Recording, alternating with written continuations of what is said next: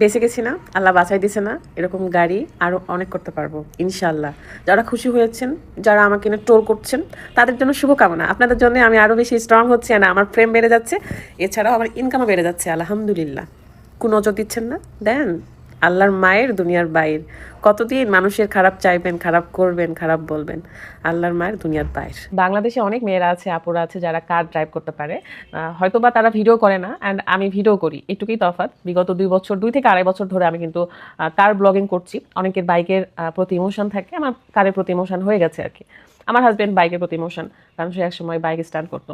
তো যেহেতু প্রথম থেকে আমি কারের প্রতি একটা অ্যাট্রাকশন অ্যান্ড কারই নিয়েছি, আমি কষ্ট করে হলেও তো আমার মাজদা কার আমি নিয়েছি, তাই না?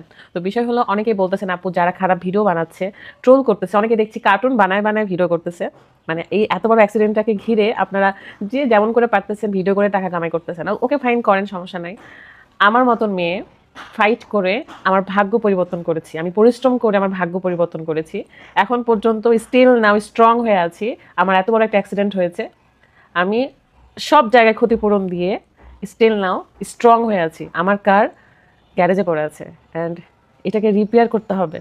এটা খুব সামান্য ঘটনা না, কিন্তু এটা কিন্তু খুব কষ্ট করে এত টাকা দিয়ে এই গাড়িটা কেনা, শখের গাড়ি। এটা বাংলাদেশে কিন্তু এটার পার্সপাতি অ্যাভেলেবল না, এটাকে এই পার্সপাতিগুলো বিদেশ থেকে আমার হচ্ছে অর্ডার করতে হবে, দেন আসবে, তারপরে অর্ডার করার আগে মানি দরকার।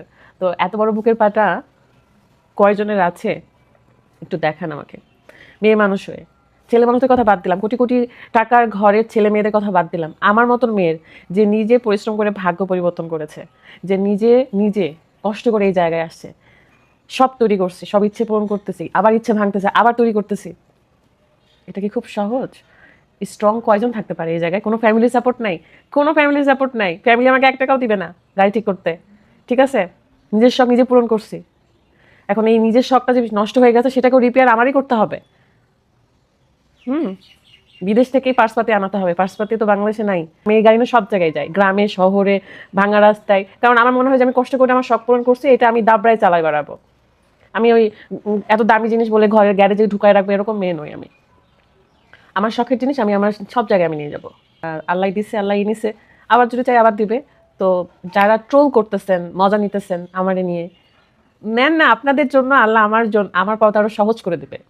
আমি আরো স্ট্রং হতে পারছি, আরো আরো সুন্দর করে আরো নতুন কিছু নিয়ে আপনাদের সামনে আসবো, আরো নতুন কিছু সুন্দর করে সামনে আসবো ইনশাল্লাহ, আল্লাহ যদি চাই।